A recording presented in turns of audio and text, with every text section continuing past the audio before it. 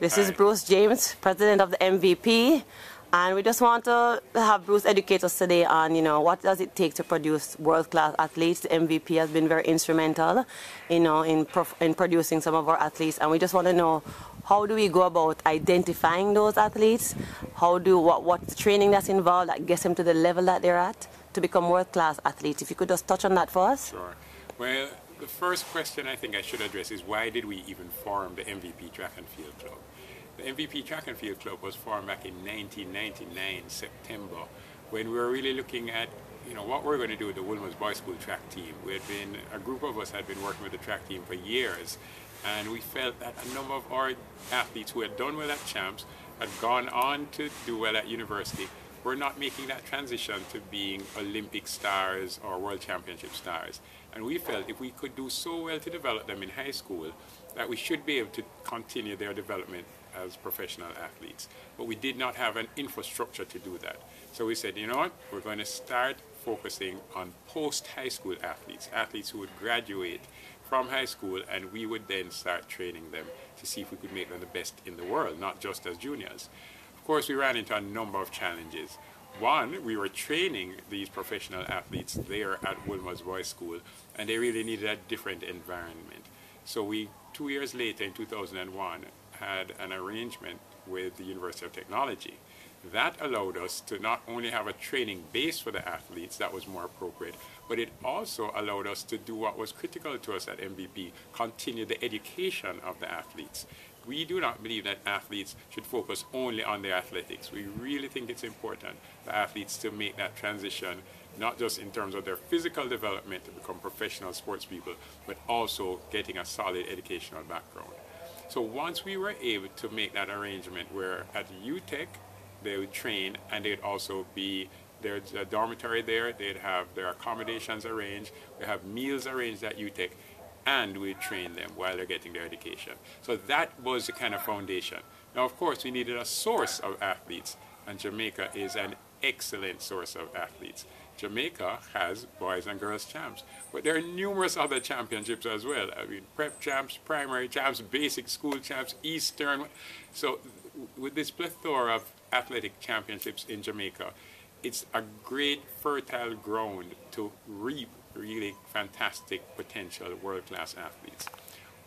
So let me understand, are you saying that usually the students that do very well at the high school level in track and field, when their tenure at high school was over and they were thriving, there was no platform for them to go on? There was a platform, and I'm glad you asked that question.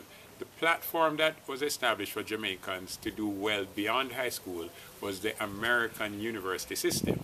And this system worked well in that so many of our athletes that earned Olympic medals and World Championship medals, whether it was Merlene Ottey or Juliet Cuthbert or Bert Cameron or Donald Quarry, were all products of the Jamaican high school system and then going on and receiving scholarships to the United States of America to go to college there. And those were the best Jamaican athletes. We at MVP felt, though, that the Jamaican athletes needed an option. We were never saying do not go to school in the States, but some athletes we felt would do better with a Jamaican option, with a Jamaican coach, with Jamaican management, Jamaican facilities. That way they would not have to make that adjustment of going to a new country, new culture, new climate, new foods. A lot of adjustments have to be made when you leave your home country to live in another country. And so we really wanted to create that new environment for the Jamaican athlete right here in Jamaica. And we also felt that we could pursue professionalism a lot more quickly. In the US system, once you're an NCAA athlete, that's National Collegiate Athletic Association athlete, you cannot also be professional. Whereas in Jamaica, we don't have that conflict. You can be, as let's say Shelly Ann Fraser-Price is, a professional athlete who is still a student at the University of Technology. She hopes to graduate in 2012. So we felt that we could create a new environment. Our challenge was that people told us that Jamaican coaches, Jamaican managers could not use Jamaican facilities to develop Jamaican athletes to be the very best in the world. We therefore had to target athletes. We wanted to target. You have a proven ground. Right, but so we wanted to target, of course, the very best athletes in Jamaica who were leaving high school. That, however, was not an option because people said, hey, these four gentlemen, Stephen Francis, the head coach, Paul Francis, his brother, who is the assistant head coach, David Noel, and myself, that these fellas really don't know how to manage athletes and coach athletes at the senior level. And so the very best athletes in Jamaica continued following the path to the United States, left Jamaica. So we had to target, it's not a nice term, but we had to target second-tier athletes, athletes who did not necessarily excel at champs. So Asafa Powell, for example, had never completed a finals at boys championships. Yet he joined us, and we were able to move him from, and also ran, a guy with some potential in high school, to being the world record holder in the 100 meters. Sharon Simpson never won an individual gold medal, yet she went on to be the fastest woman in the world in 2006, 2008, as well as winning an Olympic gold medal in 2004 and an Olympic silver medal in 2008. Again, that was our target. How do we move athletes from being good to being great and then to being the very best in the world? So now as a club that you've established yourself with, Shelly Frasers and the Asafa Powells, do you still target second-tier athletes? Well, actually, it has changed quite a bit. We have gone from targeting athletes to athletes targeting us. We are now in very high demand. When we started, we had one athlete, Bridget Foster, now Bridget Foster Hilton, and a few boys from Wilmers who did not get scholarships to the United States.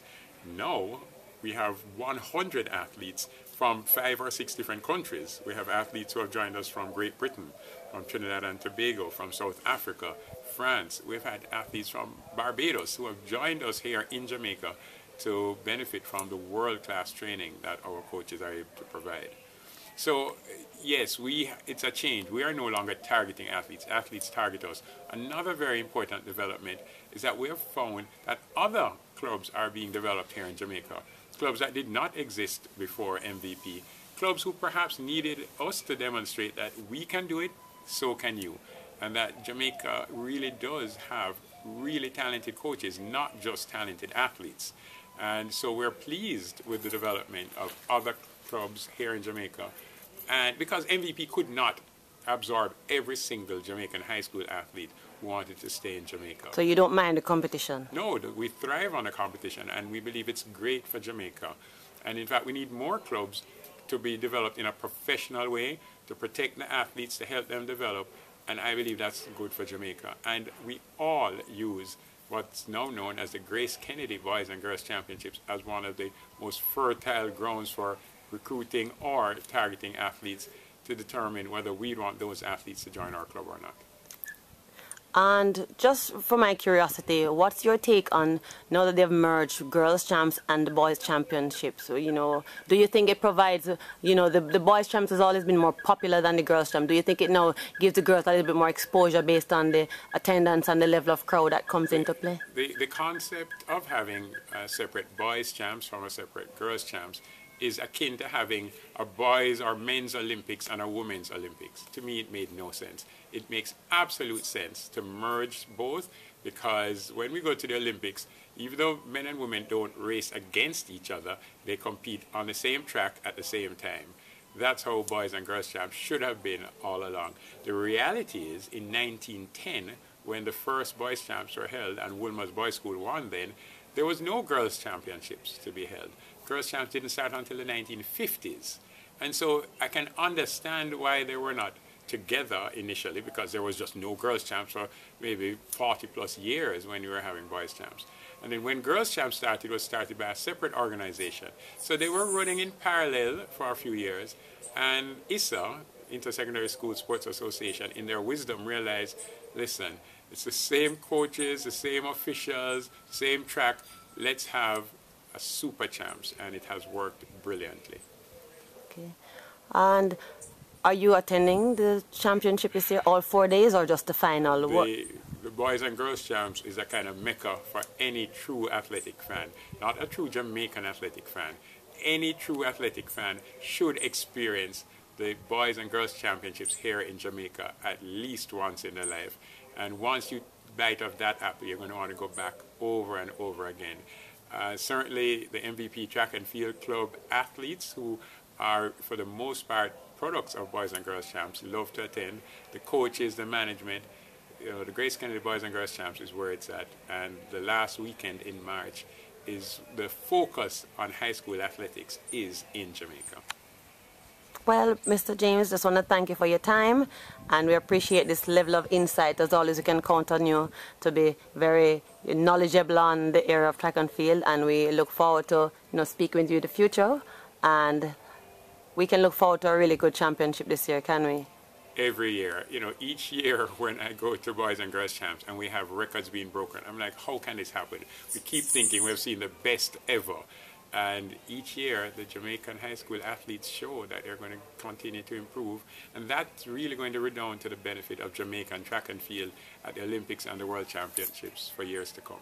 As a, Wolmerian, is there a bias on your part to zone in on Wolmers and how they're expected to do? Well, I certainly love my high school. I'm where I am today in great part because of the contribution of my alma mater, Wolmer's Boys School.